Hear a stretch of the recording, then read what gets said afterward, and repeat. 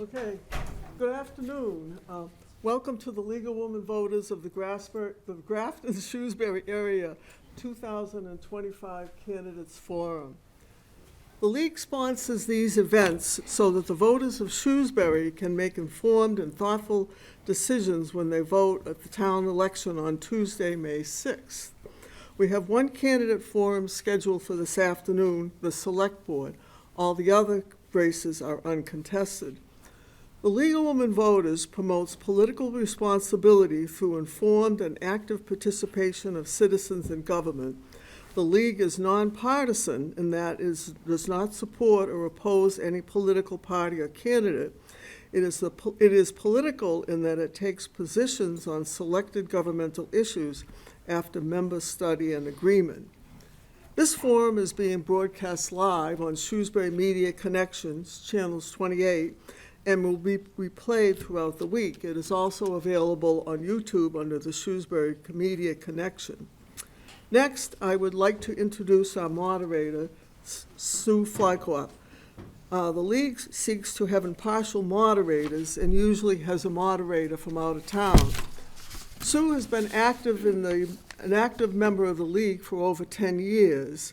She is currently a member of the Wayland League and focuses on voter education by organizing and moderated candidates forum throughout Massachusetts. Sue? Yeah.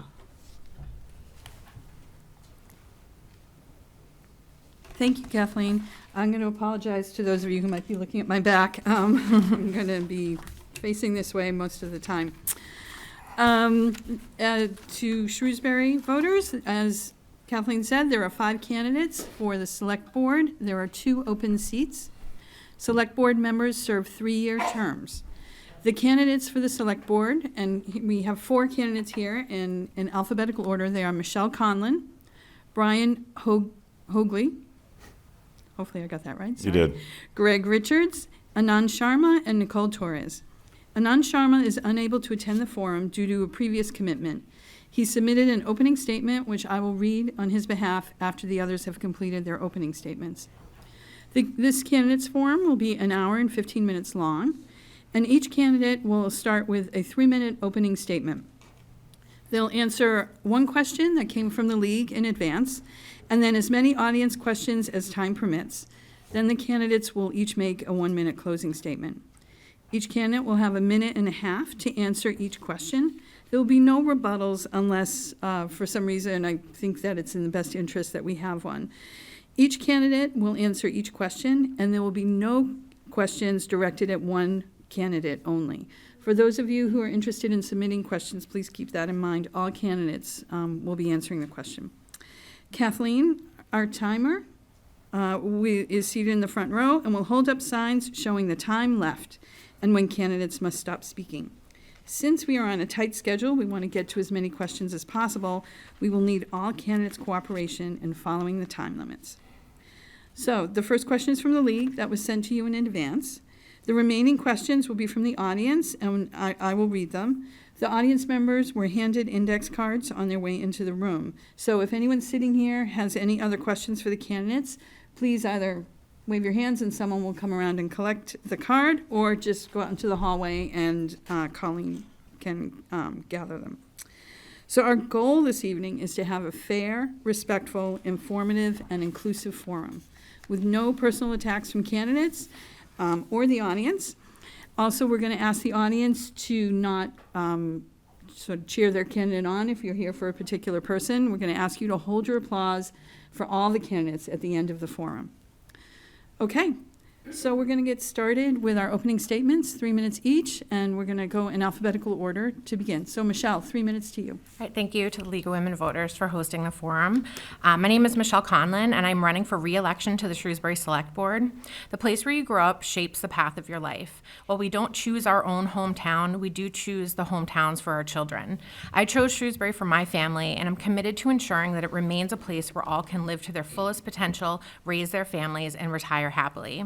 As my first term on the Select Board comes to a close, I'm proud of what we've accomplished together. I helped develop the Shrewsbury 2030 strategic plan, creating a shared vision for our town's future where Shrewsbury is a vibrant, inclusive, and sustainable community where everyone can thrive. We expanded public participation through new committees focused on diversity, sustainability, and trails, and made government more transparent and accessible. Through smart financial management, we extended the life of the 2021 override revenues 3 additional years beyond expectations, while still maintaining strong municipal services. I led an effort to permanently protect over 75 acres of Prospect Park, supported sustainability initiatives, land acquisition for conservation and open space, and led efforts to shape the programs and services that meet residents' evolving needs. I also advanced Shrewsbury's commitment as a dementia-friendly community and expanded support for food pantries, utility assistance, and tax relief programs. I'm hoping for your support to continue the work I've been doing. Looking ahead, my priorities remain transparent, accessible government built on open communication, trust, and addressing resident concerns, compassionate services for all, including tax relief for seniors, veterans, and residents with disabilities. We must continue to modernize our town's social services to meet contemporary needs for the most vulnerable in our community. Economic growth through responsible, sustainable development and support for small businesses. Infrastructure investment in water resources, roads, and open spaces, and preparing Shrewsbury for the future. And strong public schools that are vital to our town's future and quality of life. I've spent my adult life volunteering to make sure that our world, and particularly Shrewsbury, is a kind of place where we all want to live. Whether it's to protect the environment, enhance our schools, support children and families, ensure mental health services are available for all, or to have better municipal facilities and services. I've been a town meeting member for 8 years, advocated for the community to invest in our new Beale School and police station, and served as the chair of our 2021 Operational Override Ballot campaign, working tirelessly for our school and municipal services when we were facing a $5.5 million budget deficit. In my time on the Select Board, I've served as the board clerk, as the board delegate to the Central Massachusetts Regional Planning Commission, and the regional delegate to the Metropolitan Planning Commission, advocating for improvements in our regional roadways and public transportation systems, and so much more. In these uncertain times, I will continue to improve services and lead with long-term planning, fiscal responsibility, and a deep commitment to collaboration with residents, staff, and committees. I love our community. I never planned to be a politician or serve in a role like this, but I've found myself here because when you love something, you fight for it. I'm asking for your vote on May 6th so that I can continue to work for Shrewsbury where everyone has the opportunity to thrive. Okay, thank you. And Brian, 3 minutes to you. Thank you. Thank you for hosting this. Thank you for everybody who's coming out and to my fellow candidates. My name is Brian Hoagley. I am running for Select Board. I believe that Shrewsbury deserves leadership focused on transparency, fiscal responsibility, and thoughtful development. My commitment to it is to ensure that our town thrives while preserving the values and character that make Shrewsbury a great place to live, work, and raise a family. You deserve to know how decisions are made and why. I will advocate for open communication, increased public engagement, and clear access to information. Town governance should be accountable to every resident. That's one of my main points on my campaign around our government and government structure. Your hard-earned tax dollars must be wisely managed. I will prioritize fiscal responsibility, ensuring that our budget invests in essential services and eliminates wasteful spending. Smart budgeting today will secure Shrewsbury's future tomorrow. And as my second point on my campaign is responsible spending of taxpayer dollars. As Shrewsbury grows, we must strike a balance between progress and preservation. I will support development that enhances our community without compromising our town's character. This means thoughtful planning, sustainable practices, and respecting the voices of our residents. And the third point of my campaign, regulating development thoughtfully. I believe this campaign is about all of us. I invite you to get involved and share your ideas, and continue to share your ideas, and help shape the future of our town. Together, we can create a Shrewsbury that reflects the best of who we are. I would be honored to have your support and your vote on May 6th. Thank you. Thank you. And Greg, 3 minutes to you. Thank you. I'm Greg Richards. I've been in Shrewsbury since 2012 with my wife, Christy, and my son, Gavin. Back in February, I announced that I would be running for Select Board in this very room. with a goal of creating an inclusive environment where every voice matters and a promise to help build a stronger, more resilient community that reflects the values and aspirations of all its members. Shrewsbury is a great community and is a great place to live, but it can be better. Residents expect us to listen, to hear them, and to act upon their concerns. However, talking about community engagement and truly engaging the community are two different things. Shrewsbury has grown to a town with a $190 million budget. You may not be aware, but I manage a division of a $750 million business and directly oversee over 100 employees. I believe it's that level of experience that I bring to the table to ensure the highest level of service to our community. Over the past year, I have shown my willingness to do the homework necessary to appropriately examine complex situations by putting in hundreds of hours analyzing our government to inform our community by producing the Unselects. This campaign has been an amazing experience. The most enjoyable and rewarding part of campaigning has been getting to know Shrewsbury voters. I've been invited into homes for meaningful conversations with residents who are looking for someone to speak with and who want to feel heard.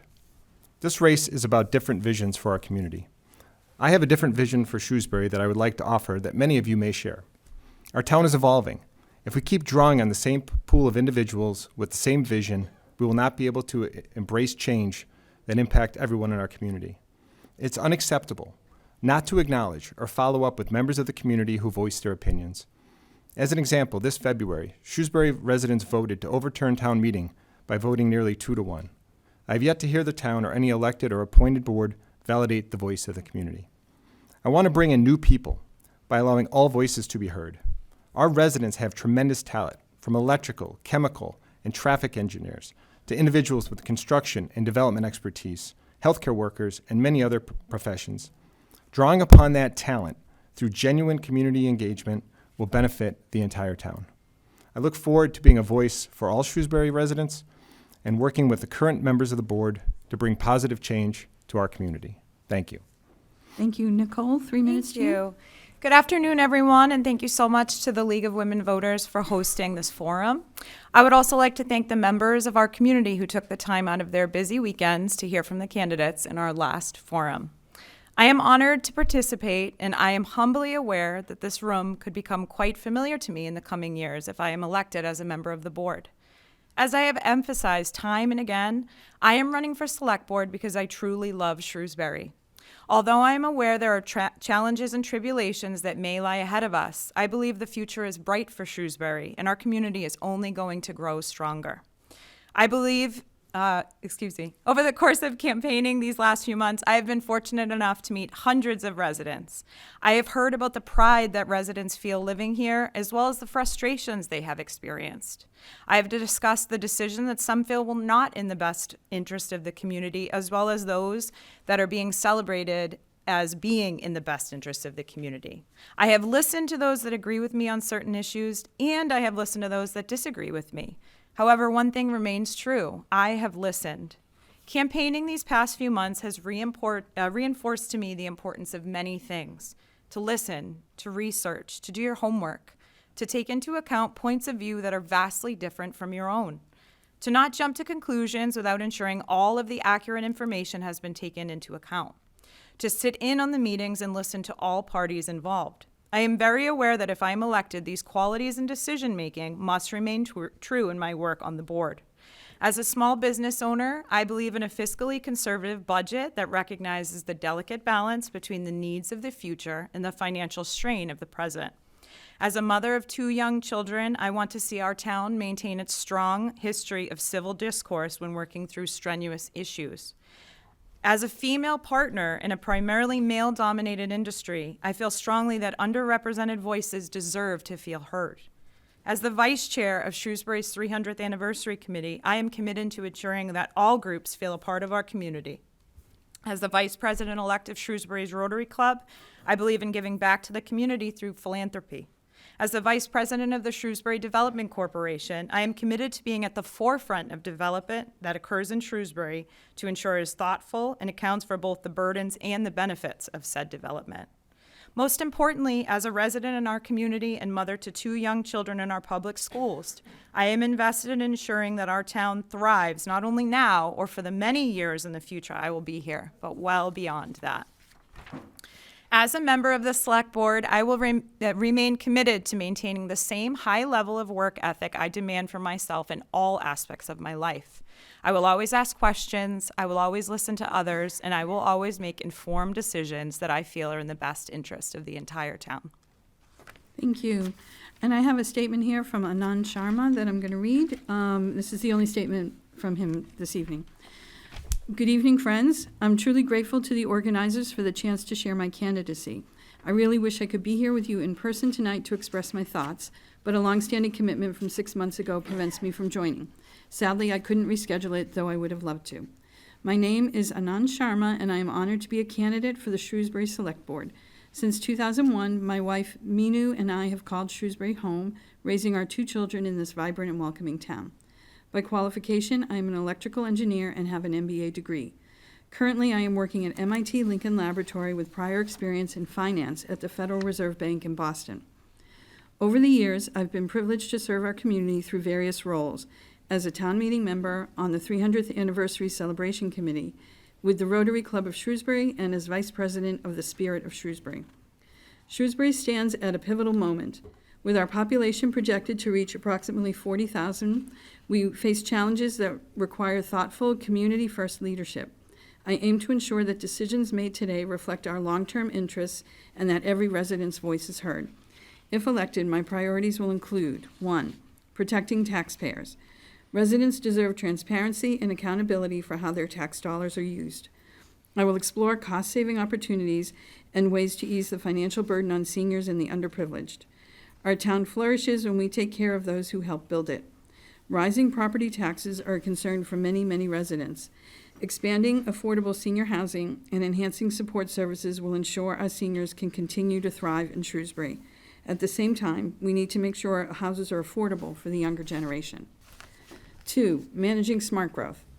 We must prioritize maintaining and upgrading existing roads, utilities, and public services without overburdening our systems.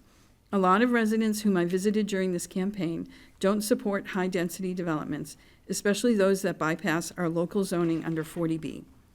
We need a strategy to meet state law for 10% affordable housing to get safe harbor as quickly as possible. 3, environmental sustainability.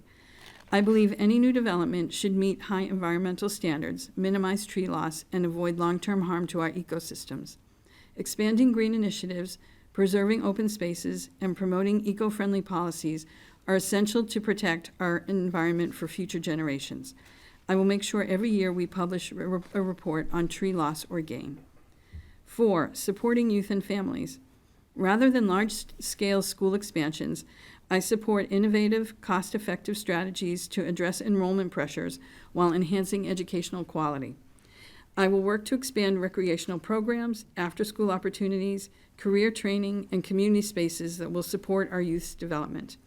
One of my priorities will be to ensure our youth does not face mental health challenges, and we as a community will work on addressing it head-on. 5, boosting local business and economy. Our town thrives when we support the small businesses that form the backbone of our local economy. Encouraging bylaws and regulations that help local businesses flourish will promote local employment opportunities and preserve the town's charm and proud history.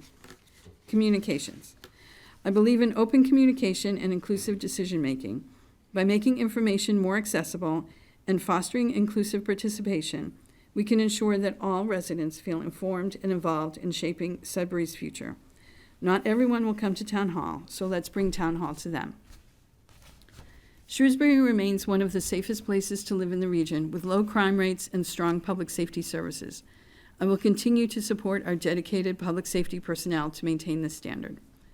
Together, we can build on our strengths and address our challenges with innovation and collaboration. My background in technology and leadership enables me to analyze complex issues, unite people around shared goals, and deliver thoughtful, forward-looking solutions. I respectfully ask for your support and your vote to help shape Shrewsbury's future together. Thank you. So that's the statement from Anand Sharma, and we are ready to move on to our first question. We're going to start with you, Brian, first. So this is a question that came from the League in advance. What do you think is the most pressing problem facing our community? And as a select board member, how would you address this problem? Thank you. There's a number of probably pressing issues, and I think if we look at the root cause, or at least the root possible solution to that, it actually centers within our town government itself. How is our town government actually structured? How is it effective? And what are our plans for it going forward?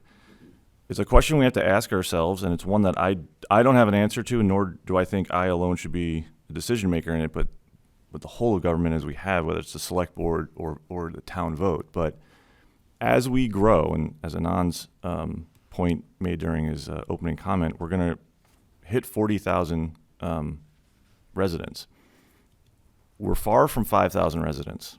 Does our government structure still work for the size that we are? We have a representative town meeting structure where the town members, town meeting members, are the legislative body, and the select board are actually looked at as the executive officer of the town. I believe with the amount of committees that we have, over 37 committees running in this town, we have moved decision-making out and away from the position within the town that actually needs to be responsible for this. So it's something that we're going to need to look at, whether it's we change to more of a council structure or we become much more effective in our representative town meeting structure. But this is the core to addressing the issues that we're going to have to across infrastructure and anything else. Thank you. Nicole, a minute and a half to you. Thank you. I believe the most pressing issue facing our community is that of leadership. If I'm elected, over the course of my 3-year term, I will encounter a variety of issues, some of which are known today, but many of which are unknowable today. It would be easy to cite development or the overcrowded high school as the most pressing issue facing our community, but I would encourage residents to consider who do they want to make the decisions that are not currently on anyone's radar. It is important to recognize that strong leadership is essential to face not only known issues, but also those that will be certain to come up unexpectedly. In the words of Martin Luther King Jr., the ultimate measure of a man or a woman is not where he stands in the moments of comfort, but where he stands at times of challenge and controversy. I possess the qualities required to stand up and face these times of challenges and controversy that are sure to come, and I have what it takes to serve the best interests of our town. I have the rare ability to separate the emotions surrounding a situation from the factual data of what is actually happening, and I practice this daily in my work as an attorney and small business owner. I have what it takes to not only be a select board member, but more importantly, be a strong member of the board. I have listened. I have done my homework. I have reached out to various members of our community to hear what they want. I will always be an independent thinker who balances the need for collaboration with the willingness to think outside of the box. However, the most important quality that I possess is my passion and love for our town. My passion for getting involved in our town to make it the best possible place to live would best position me to help lead Shrewsbury in the years to come, regardless of the issue that is facing our community. Thank you. Greg, a minute and a half to you. Yeah, thank you. Yeah, I think it's not necessarily a problem, but a decision. I think the decision we have to make as a community is who do we want to be as a community? And a lot of those decisions that we make are driving that. For instance, one of the things we look at as a metric is, say, the single-family tax bill. Like, where do we rank amongst the 351 communities in Massachusetts? And the decisions we make can impact that when it comes to overrides, the investments we're making, whether it's in our schools or with infrastructure, and also how we treat zoning.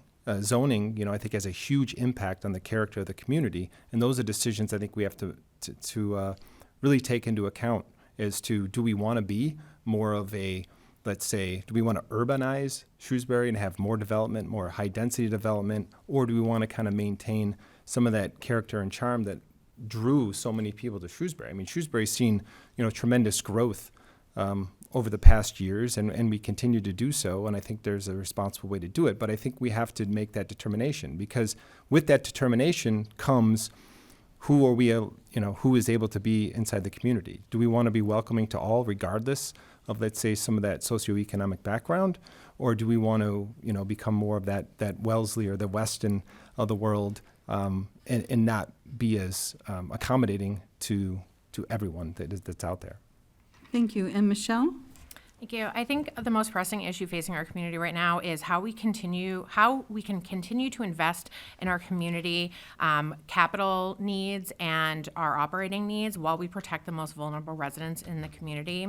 One of the things we've been working on is outlining long-term plans, looking 30 years in the future, what the needs of our operating budget would be, what our capital and building needs are, what our maintenance plans are, and examining the cost to the taxpayers so we can determine when and where we need to make new investments into the community. We need to continue building upon our social safety net programs like tax relief, food insecurity, utility bill assistance, and other programs like that to make sure that we're protecting the most vulnerable in the community.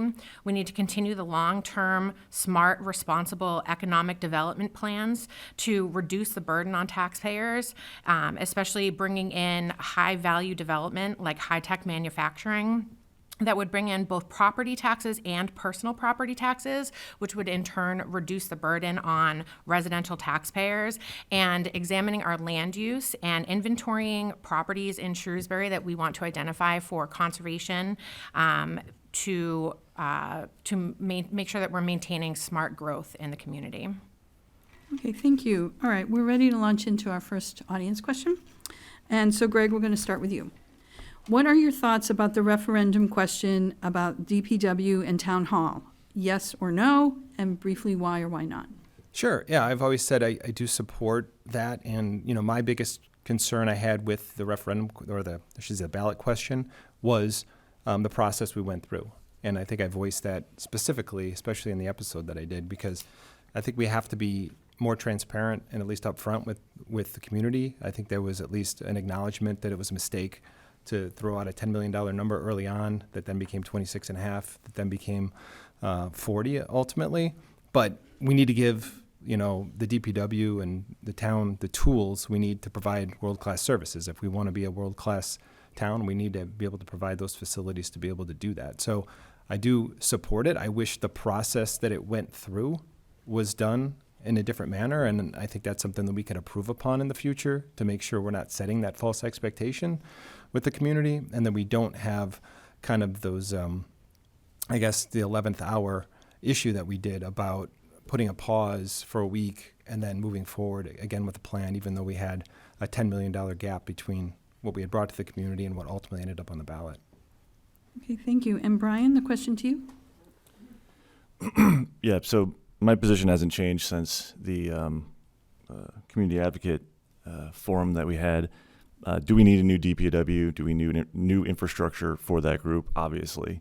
If you have been there, if you drive by it, if you look at our roads and the rest of the infrastructure in the town, obviously we need to support that. But like Greg said, I believe how we got there is the problem. And again, that goes back to how I look at the original question. What is the fundamental and largest problem that we're going to face as a town? It's how do we make decisions? Who's making those decisions? This is going to be a repeating cycle for this town unless we get ahead of it. I don't believe that having a municipal, the MFOC committee structured as it was a smart idea. I believe that type of, decision could be brought more solely into the select board's purview. Also, who we used as a contractor, I'm generally kind of shocked on how the dollars got associated with the total project. Generally in negotiations, the first person to mention money loses. How does the contractor know that we're hovering around and our pain threshold is $40 million, and now all of a sudden we have a $40 million bill that we're looking at to build the building that we're getting the contractor to work on. So I think there's some things that we need to shore up around not only this, but also going forward. Thank you. And Michelle, a question to you. Thank you. I support the DPW and Town Hall expansion. The DPW maintains hundreds of miles of roadway within the town of Shrewsbury, hundreds of miles of water lines, sewer lines, and they maintain our buildings and infrastructure throughout town that serve all 40,000 residents, 38,000 residents in Shrewsbury. About a year ago, we put together, as part of the third-year plan of the timeline that we had looked at with all of our building needs, we identified that the DPW buildings on South Street were in critical need of investment, and we put together the Municipal Facilities Optimization Committee to examine not just the DPW buildings on South Street, but what all of our needs are within all of our municipal buildings in town. They identified the town hall improvements that need to be made, and the DPW water and sewer building and the DPW garage as being the most critical investments that we needed to make. That timeline of when to make those investments, we really identified as being an immediate concern, because with our declining debt service, we were able to do this project with having a minimal impact on our taxpayers. We had during the month of April, we had a lot of information coming at the select board in a short period of time. We went from our 10% design phase to our 60% design phase, where the initial estimate increased by $10 million. There were a lot of questions and a lot of information coming at us where we had to make those decisions, and we ultimately decided the best time is now, because ultimately it would be more. Thank you, Michelle. Thank you. Nicole, a minute and a half. Thank you. So I am in support of the DPW project. I've done a few things before making a decision on this. So going to the DPW information sessions is absolutely critical. Walking through and seeing the condition of those buildings, seeing people, they're having lunch right next to these trucks that are really big, dirty. The building is very, very old. I mean, you can tell that it definitely needs the work, so I'm certainly in support of the project. And then also sitting in on the select board meetings in which this information was being discussed in real time. You have all of the players, so to speak, that are a part of the project sitting at the table and discussing things in real time. My understanding is that the original architect who worked on the project is actually no longer working on it. They've used a subsequent architect. Obviously the increase of $10 million, that's not ideal. It's certainly not. Something that does give me comfort in the project is the construction manager at risk piece. So meaning once a number is locked in on, now that we have the construction manager at risk, the project cannot go above that amount. So it's not as though the board would be going back to our taxpayers and asking them to once again increase the budget. So I definitely feel comfortable, and I do think it's a need for the town. It would only get more expensive if we were to push something like that down the road. Okay, thank you. So our next question, Nicole, you're going to start with this one. What is your approach to managing the municipal and school budgets within the constraints of Proposition 2.5? And when do you feel it would be appropriate to seek an operational override? That's a very good question. And I know the last Prop 2.5 override was 2021, and there was a promise made to the town that they wouldn't come back for another Prop 2.5 override. I believe it was 4 years, and we're well beyond that. The tricky part with Prop 2.5 is when it was instilled, the town of Shrewsbury has always historically been very fiscally conservative. So we were not increasing taxes. We were always conservative with what we were asking of our taxpayers, meaning where we started when Prop 2.5 went into play, we were already at a lower tax position than many other towns. So we didn't start in a deficit, but we started with a bit of a lower tax rate than some other towns. So I think that's just really good for perspective. In terms of balancing our municipal and school budget, Shrewsbury's not alone in this, and I know I've spoken about this before. This is really a Commonwealth-wide and most likely a nationwide issue as well, because of the school system that we have in Shrewsbury. People move here for schools. I know my family certainly weighed that, when we were choosing to come here with our two small children. So it's certainly tricky to weigh the balance between the municipal and schools in our overall budget. I would argue also we need to be mindful of what other communities around us are doing, and other communities that have similar educational systems, similar municipal services. We can't just look at Shrewsbury in a vacuum. We really have to look at the community in comparison as well. Thank you. Michelle, a question to you? Proposition 2.5 was originally voted into law as an effort to curb municipal spending. It was during a time in the 1980s when municipal spending was ballooning exponentially, and it was put into law to force communities to tighten their budgets, to tighten their belt year after year after year, and give the power to the residents of the community to decide when it is time to make new investments into the community. So Shrewsbury has done a tremendous job in the 40 years that Proposition 2.5 has been in play at doing the most with less. We have one of the lowest municipal budgets in the Commonwealth for a comparable town to Shrewsbury that offers the services that we offer, and we have one of the lowest school budgets in the Commonwealth. I believe we're in the lowest 15% of per pupil spending, but we're in the top 15% of educational outcomes. So that's something that we should be proud of, that we do so much with less, but I don't think it's something that we should be proud of that we are in the bottom 15% of spending for our schools. I think that it is something that we need to give the community the power to make those decisions of when we make those investments.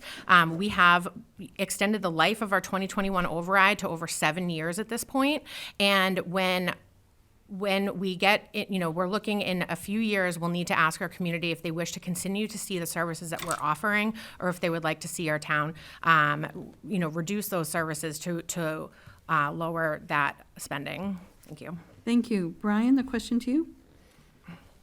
I think we continue to use what we have available to us. I don't think we look at Prop 2.5 as a negative. I mean, it's put before voters. If the voters want to leverage this to increase spending for capital infrastructure projects, that's why it's built, right? So I don't think there's anything to really fight or change with regards to using it.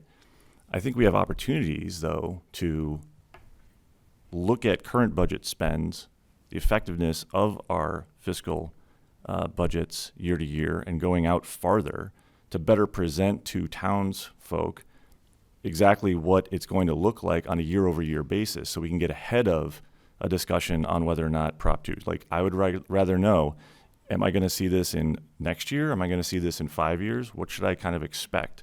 Give me some better forecasting and planning. Just like running a business, you have to balance your budget. If you want to, bring in more revenue, either you got to sell better, you got to raise your prices, but if you can't do that, right? Like in a town, your options are raising revenue through taxes. Can we look at things that we're doing inside of our current budgets to bring those costs down, those expenses down, and use those dollars a little bit more thoughtfully? As far as, I'll leave it on that. Thank you.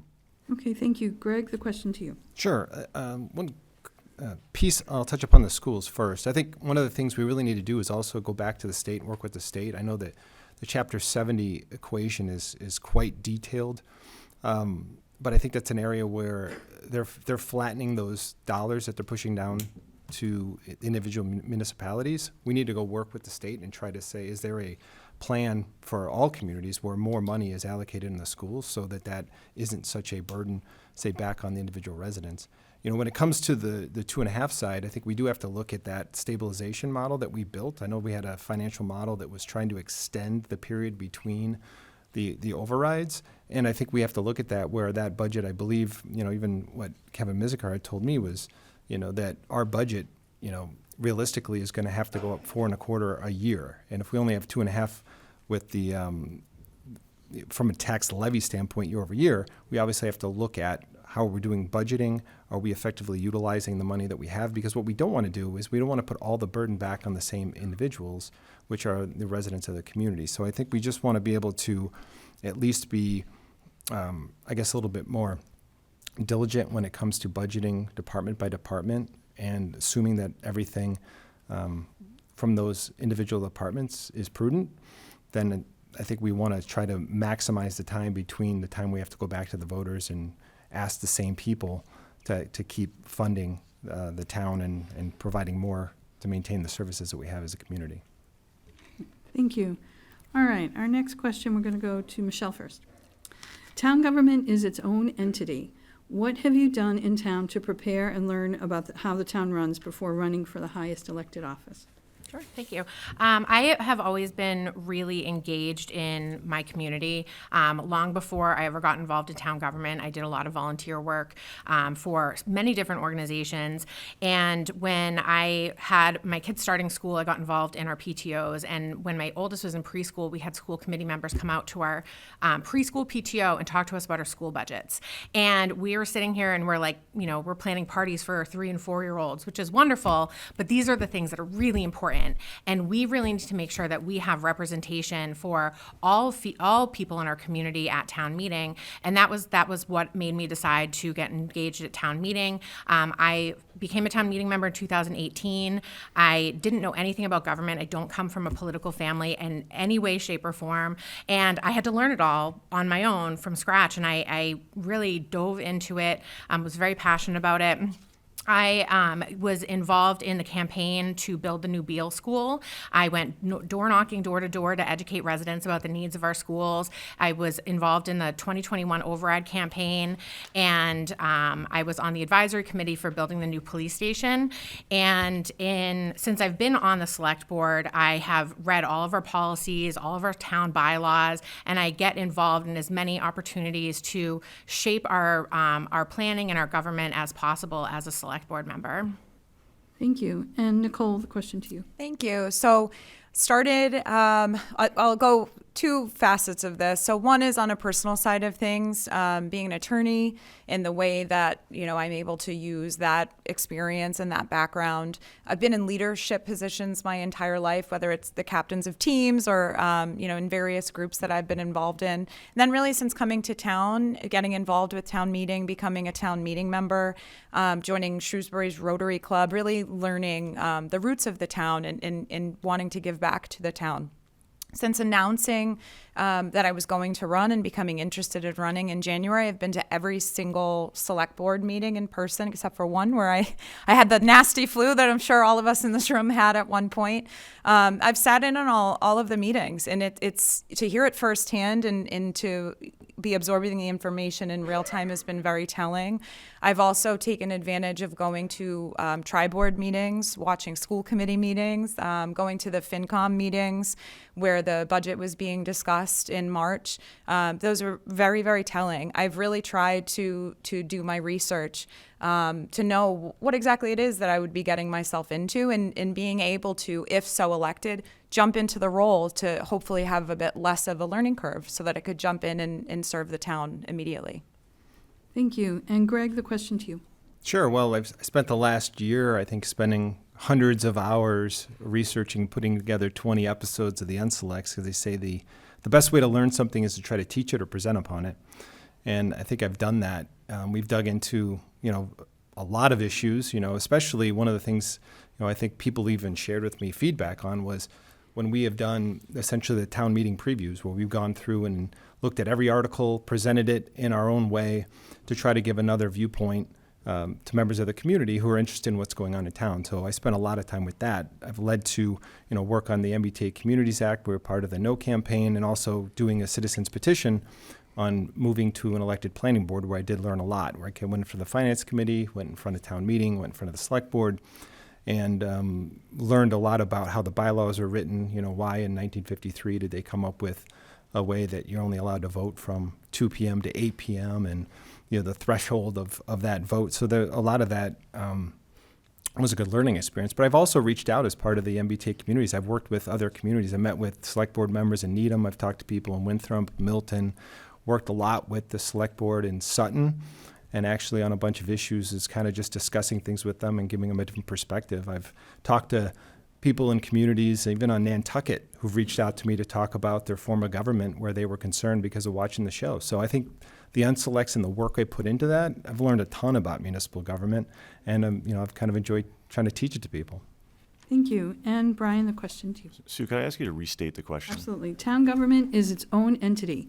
What have you done in town to prepare and learn about how the town runs before running for the highest elected office?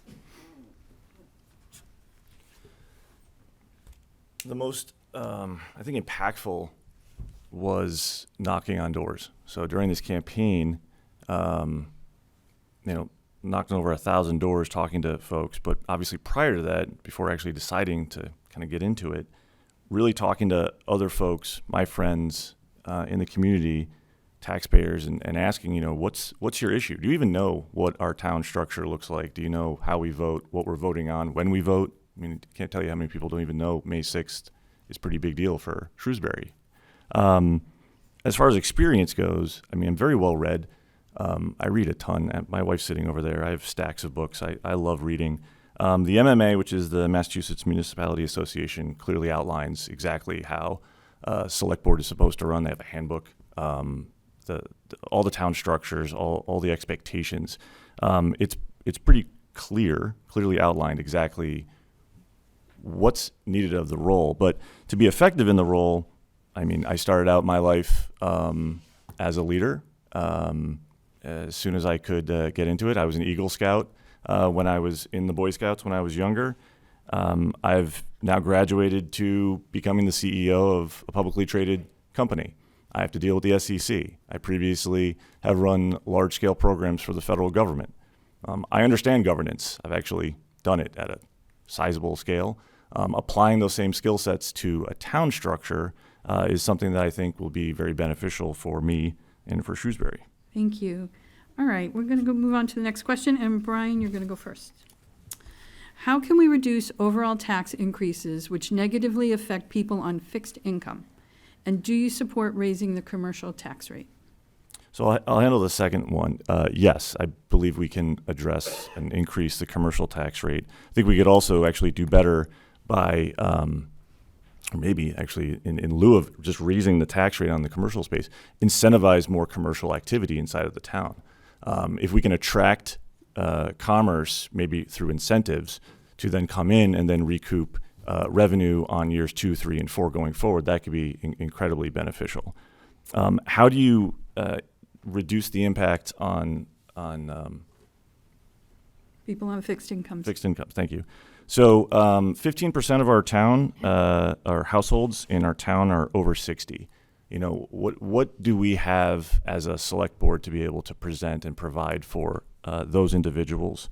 I think we can create lower taxes. We can embrace either state programs or actually create our own to create lower costs through basically just impacts on property tax. The same thing for veterans. We have the ability to, and we haven't fully done this, but we could and should adopt what's known as the HERO Act in Massachusetts. We've adopted an aspect of it, but we haven't adopted the property tax decrease from the HERO Act. And I think that's something that we could be doing for our veterans, many of whom are actually on fixed incomes as well. Okay, thank you. Michelle, the question to you. Thank you. So I spoke already about how I championed the 2021 operational override. I come from a blue collar family. I understand the impact that these tax increases have on families. And I grew up understanding it, and I understand it now as a mom and a homeowner. My husband's a public servant as well, and we understand that strain that puts on families.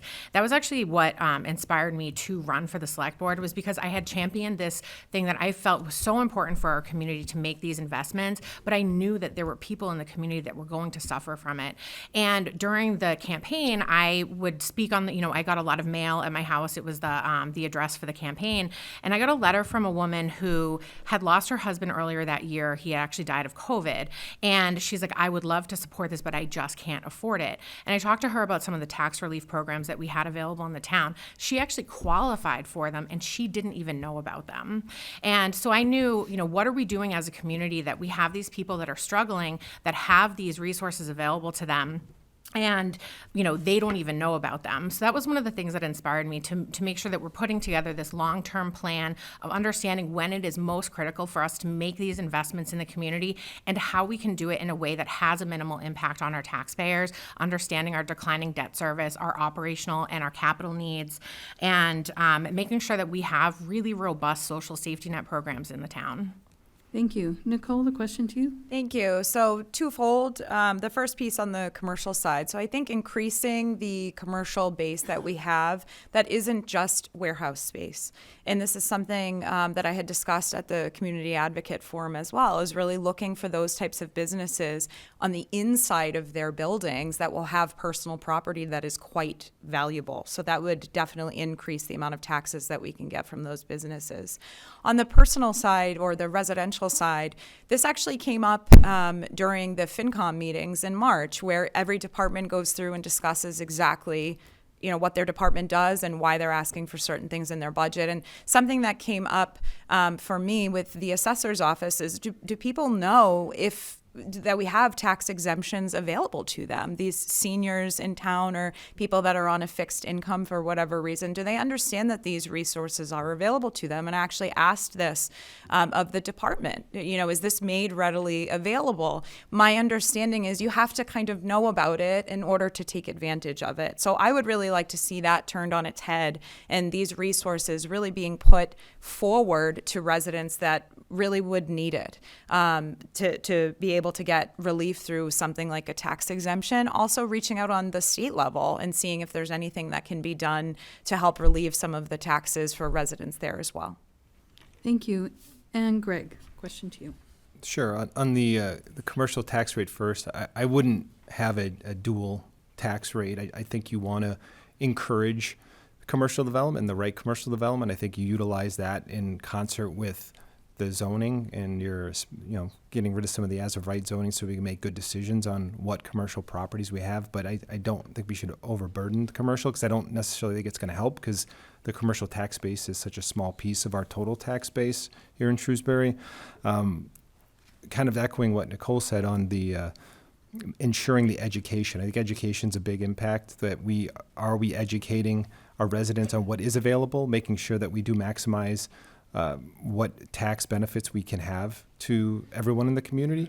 And I think the other piece too, outside of just the existing, let's say, homeowners, I think it's really important on that affordable housing and making sure that we have options for people to live who are able to afford it, and having options where we can attract and actually have a lot of the employees in our community, such as our public service teachers, being able to actually live in Shrewsbury. I think far too many of those individuals are not able to live within town because of the barrier of entry. Okay, thank you. Greg, you're going to go first on this next Okay. question. Over the years, our town has taken a stand on environmental issues through citizens petitions. Examples include the plastic bag ban, limiting styrofoam containers, and declaring Shrewsbury an emergency everywhere town. Do you support these types of initiatives? I guess I'll try to clarify the question as I understood it. That initiatives outside of citizens petitions, I guess, is what I'll say. I think there's a lot of things in town. I guess it's a priority piece. Well, I think those things, are important. I think there's some things that are affecting a lot more people through our community.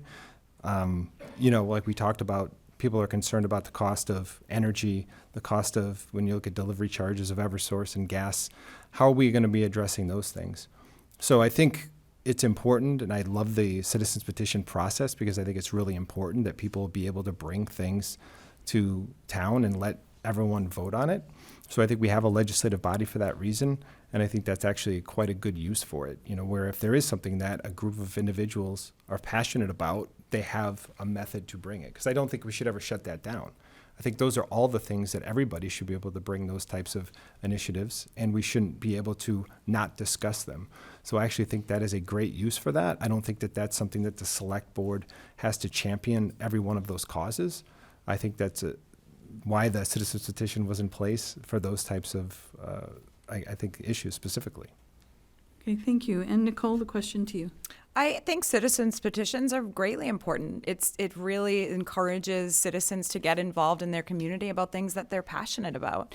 I think at the same time, it's something like a citizens petition may not, by virtue of what it is, take into account all things that it could potentially disrupt. And something that's really important for me when making decisions like whether or not to support a citizen's petition is really what are the rippling effects of that? Is it going to have certain socioeconomic barriers for people? So if we're saying to people, in town now we have to do things this way or that way, I think it's really important to recognize how that could potentially ripple forward, and maybe some members in town would be negatively impacted by something that, the heart of it is definitely there, it's in the right place, but it may make certain members of our town, again, because of their socioeconomic position, I know we discussed fixed income, it may feel as though it's overly burdensome on them. So I definitely think citizens petitions are very important. I would certainly never want to see those go away, for people to stay involved in their community,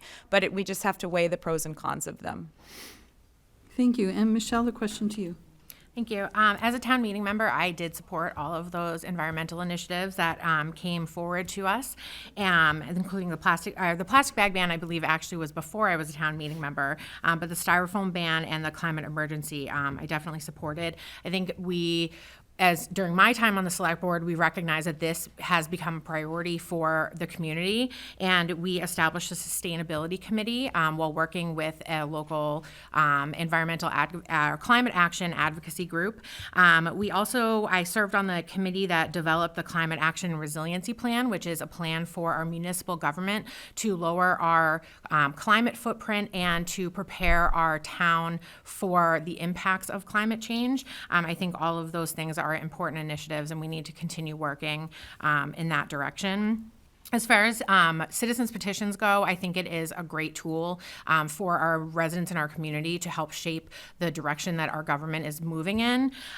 We do need, as Ms. Torres stated, we do need to always make sure that we're examining the impact that any citizens petition has on our residents, on our local businesses, on our town staff, and what the cost of those things would be, but what the overall impact would be as well. Often these are really, they're issues that people are really passionate about, and it's something that we need to make sure that we're hearing and understanding the desires of residents in our community and what direction they want to see us move in.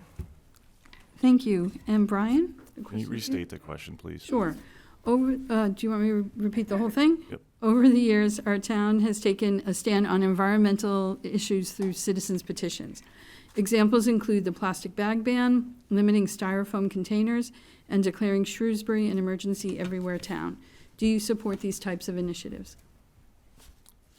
So the question isn't about citizens petitions, it's about the initiatives. I can't provide any more. No, that's light fine. than The way other I'm hearing it. I just want to be clear. From an environmental standpoint, just to touch on those, I think those are very point issues. They're important to some people. They're not going to be important to others. If the vehicle to bring those ideas to the community that you live in is the citizens petition, which it is, then great. Allow the concept to be brought forward, allow the town as a community to vote on whether or not the town wants to go do that. It's very straightforward. I think that's a beauty of our democracy and what we allow for within the town to have voices heard.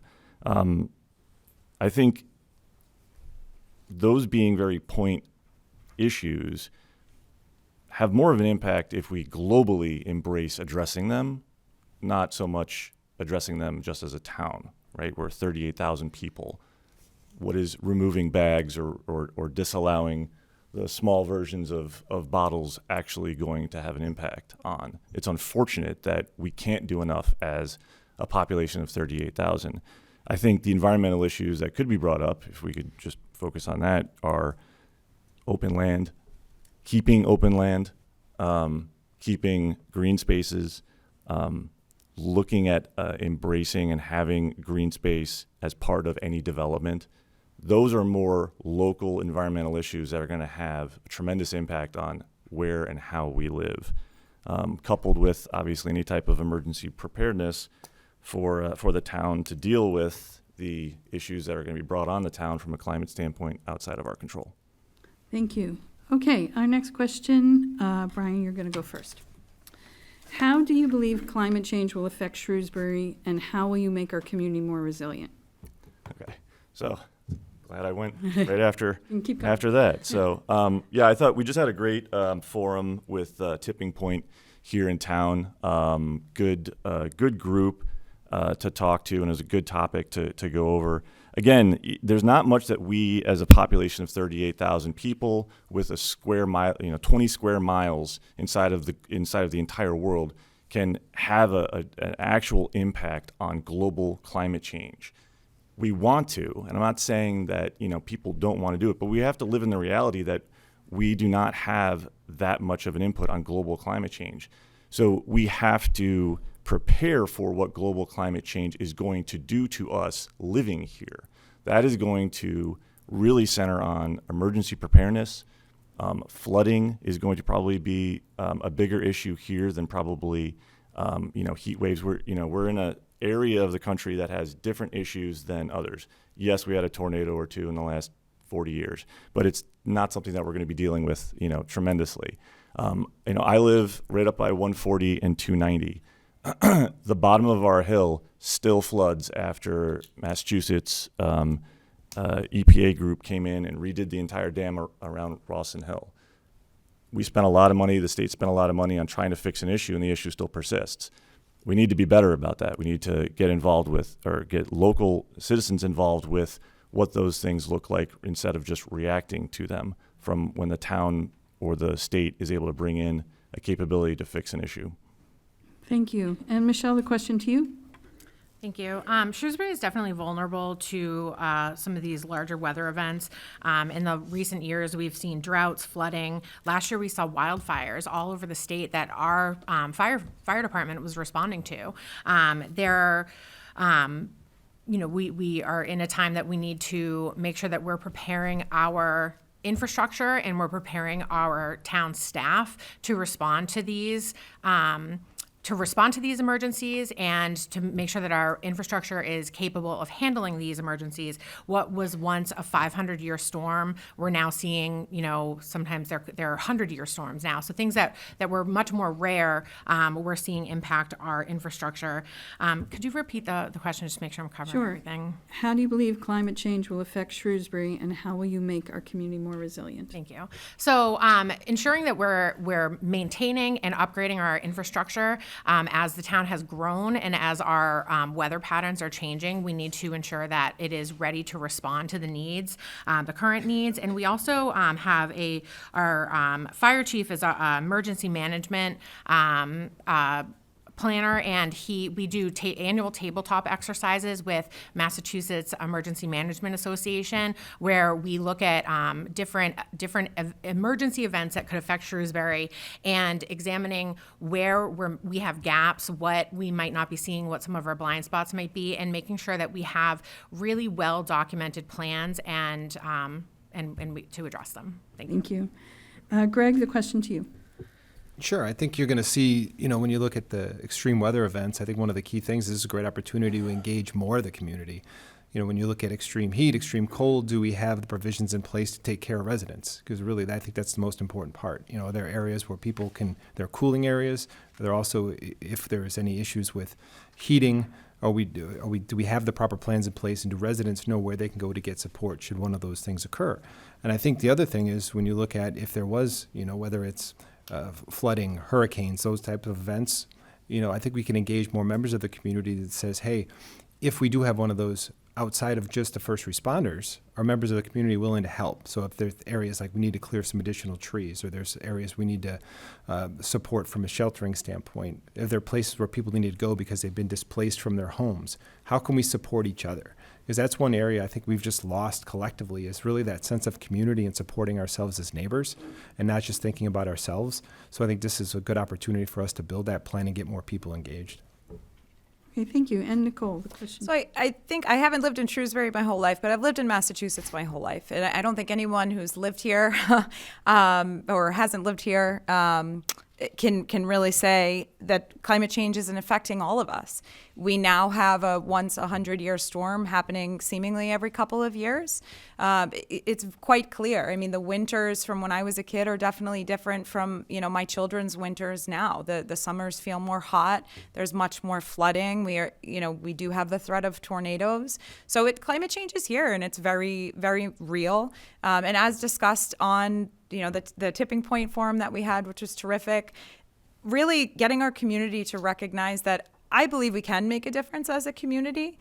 Similar, and I did say this during our forum, similar to when, people in town that I've spoken to say, well, I'm not going out to vote because I'm just one vote. What does it matter? It does matter. It really does matter. I think every person, and it's not rhetoric, I do believe every person can really make a difference. So doing our part in Shrewsbury is going to work towards more of the common goal, right, of helping to limit or slow climate change. We may not be able to in our small town of nearly 40,000. We may not be able to stop it ourselves, of course, and nobody's asking for that. But recognizing that we can band together and make differences in small ways, also balancing that, though, with, again, no socio or limited socioeconomic barriers for folks. So we really have to make sure it's something that residents can do. Thank you. All right, our next question. Greg, you're going to go first. In your opinion, what is the intention of DEI? And do you believe that there is a place for it in our town? I think the intention is to ensure that every voice is heard, that all viewpoints are valued equally, and that we're giving everyone a chance, an equal chance in the community to be successful, that we're not putting up any kind of artificial barriers to prevent participation. And, fundamentally, that's where I believe that would be. It's making sure that everyone is welcome and that no one is, say, treated any differently or put at a disadvantage amongst anybody in the community. I think it's important that we have, I know there's a DEI committee, and I think that's a committee that could be a little bit more, have some more visibility within the community. I don't know that it's well known enough or knowing what efforts that they're putting forth in the community. So I think it's an area that could be promoted, I guess, a little bit differently, and maybe there's some additional engagement that could be there. But I guess I guess that's pretty much it for the DEI side of things. Okay, thank you. And Nicole, the question to you. I think DEI is massively important. I am in an industry, I'm an attorney, and not only an attorney, and a partner in my firm. There may be a lot of female lawyers. There are not a lot of female partners at their firms. So understanding what it means to be at a table that you're surrounded by people who don't look like you, making sure that voices are heard, opinions are heard, but not only that, it's really differing perspectives. I married into a minority family. My children are half Hispanic. My stepchildren are also of mixed race. It's very important to me that they feel as though they're a part of a community, right? They have a seat at the table. Their perspectives matter, their voices matter, their opinion matters. I think if you look at Shrewsbury as a whole, we are massively diverse, and that should be something that's celebrated. Something like the 300th Anniversary Committee, not an issue, but a topic that we're discussing at length is how can we make sure that we're including all members of our community, not just people who have lived here forever, or not just people who are from one culture, because our community isn't one culture or one race or one gender. We are all things together. So how can we feel as though, or make people feel as though everybody has a seat at the table? That's something massively important for me. Thank you. And Michelle, the question to you. Thank you. I think diversity, equity, and inclusion are something that should be at the heart of every decision that we make in our community. It's not DEI and diversity, equity, inclusion is not just about race or one aspect of everything, but it's making sure that we are making space for everybody to participate and be included and feel like they are part of our community. I like to mention, one of the things we do is we talk to scouts, right? We get asked as select board members to talk to scouts all the time. And one of the first things I did when I was elected 3 years ago was to talk to a group of Girl Scouts. And I told them that in the almost 300 years of the existence of the town of Shrewsbury, I'm only the 8th woman to ever serve in the role of a select board member. So in 300 years, there's only been 8 women to ever serve in this position. So it's incredibly important. I think that, all people deserve to be represented. All people deserve to be, given a fair shot to live to their fullest potential in the community. We, in the last 3 years on the board, we worked with a consultant to help us examine our own biases and understand, really looking at how we operate as a government, how we might be missing some of the areas where we're not including everybody. We formed a DEIB committee whose goal is to work to make sure that all members of our community feel engaged, involved, and included in the town. And we have formed new committees to give residents new ways to shape the future of our government. Thank you. And Brian, the question to you.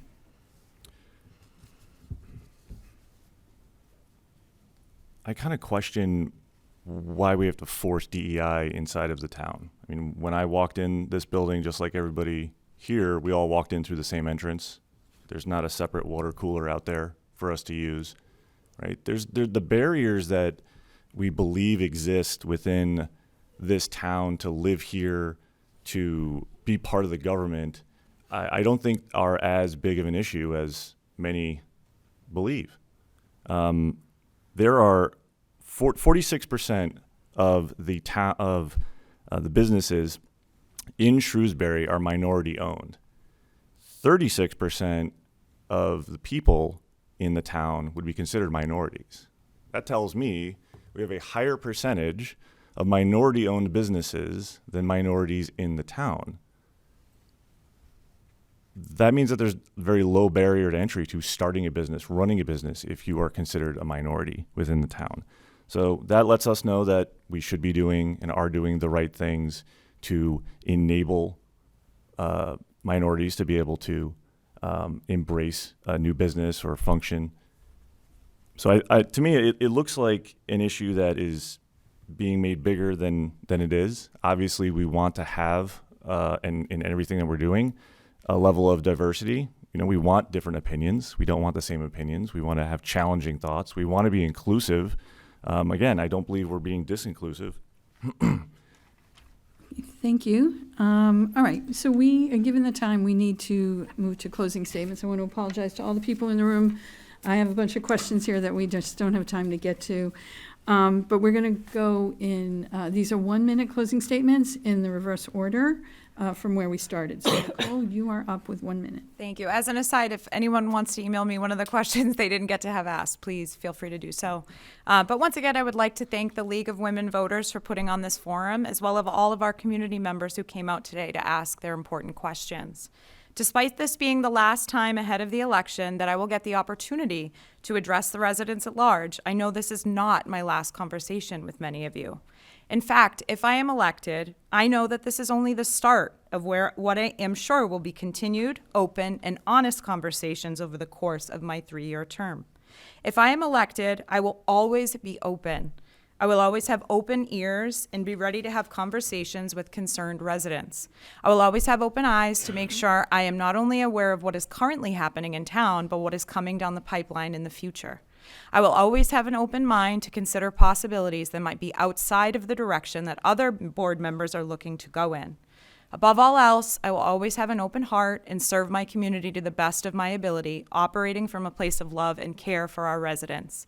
Once again, I would respectfully and humbly ask for one of your 2 votes on May 6th so that I may serve our community over the next 3 years. Thank you. Thank you. And Greg, 1 minute to you. Yeah, thank you. I do like to thank the League for hosting the forum, and I actually like to thank everyone for coming out today. It's actually good to see a full room full of residents in the town. I think we just have to make a choice, like I mentioned before, about who we want to be as a community. There's a lot of factors that go into that, decisions that we need to be made, decisions that the select board needs to make over the next, say, 3-year period. We are a great town, but we can be better. And I think in order to be better, we need to open up and have some new voices. New voices, new visions, new ideas, all of those things can go in making our community better. My commitment is to be that voice for those who've not felt heard. As I go out and talk to people, that's a lot of the feedback is they may be here for multiple generations. They've been here for 40 years. Their house has been handed down, and they just don't feel as though they still have that same viewpoint in the community. They really understand the direction of the town. And I want to make sure that everyone has that voice and a seat at the table.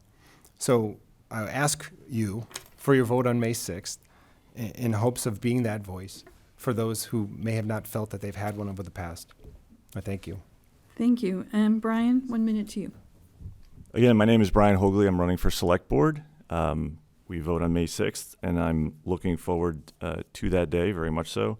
I think a couple things that voters are actively looking at with this election. There are 5 people running for 2 seats. That should tell us that this is contested. People want to change, and that there's a number of individuals, 4 of them up here, who believe they can bring that change to the town. I think the number one comment behind making sure infrastructure works when I talk to residents during my campaign is they want to see a clean slate. They want to see new leadership inside of the select board, and that is going to have to begin this year. We have 2 positions to vote for this year, 2 next year, and 1 after that. If we do not see a change this year in our current select board and going forward, it will be years before we see an actual change based on how we are set up as a town government. Again, my name is Brian Hogley. I'm running for select board, and I ask for your vote on May 6th. Thank you. And Michelle, 1 minute to you. Thank you to the League of Women Voters for hosting the forum, and thank you to our community for engaging in this election. In my 3 years on the select board, I am so proud of the work we've accomplished together. Shrewsbury is a wonderful place to live, and in the last 3 years, we've done a lot of great work. We've protected over 80 acres of land, extended the life of a 2021 operational override with careful financial planning, established new and varied ways for our residents to engage our town and to communicate with the residents. We've expanded critical social safety net programs in uncertain times by establishing a food pantry at the senior center, supporting the St. Anne's Food Pantry, establishing Shrewsbury as a dementia-friendly community, providing utility bill assistance and tax relief options for our most vulnerable residents. There is still so much more work to be done. With your support, I hope to continue that work, providing strong financial management, robust and reliable social services, an open and accessible government, economic growth, infrastructure investment, and strong public schools. I love our community. I've found myself here because when I love something, I fight for it.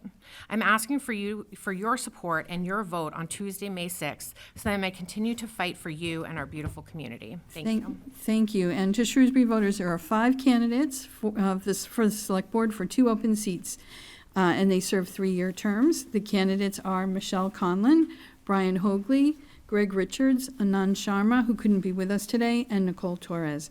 And I wanted to thank you all. I'm going to turn this over back to Kathleen now, and you can all clap, because I know you will.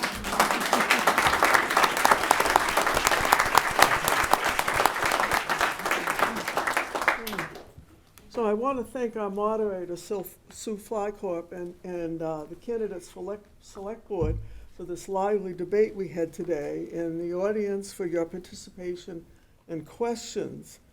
In addition to this race, you'll be voting for school committee. It's uncontested, and the trustees of the public library, which is also uncontested, and 1/3 of the town meeting members that are up for a re-election. Additionally, there's a ballot question that I'll read to you. Shall the town of Shrewsbury be allowed to exempt from the provisions of Proposition 2 1/2, so-called, the amount required to pay for the bond issued in order to design, construct, repair, renovate, expand, and/or replace the buildings located at 205 to 211 South Street, and the design, repair, and renovation of the Richard D. Carney Municipal Building located at 100 Maple Ave. The League of Women Voters members organizing the forum here today were Colleen Corbett, Karen Nelson, Jason Molina, Leslie Kingsley, and I'm Kathleen Cohane. Election day is Tuesday, May 6th, and the polls are open from 7 a.m. to 8 p.m. Check with the town clerk's office for a vote by mail or absentee ballot options. A few years back, the League's motto was democracy is not a spectator sport, and that is more true today than ever. If you have any interest in joining the League of Women Voters, give your contact information to the League, and we'll be in touch with you for our annual meeting that's coming up. I want to thank you all, and we did a great job there. Yeah.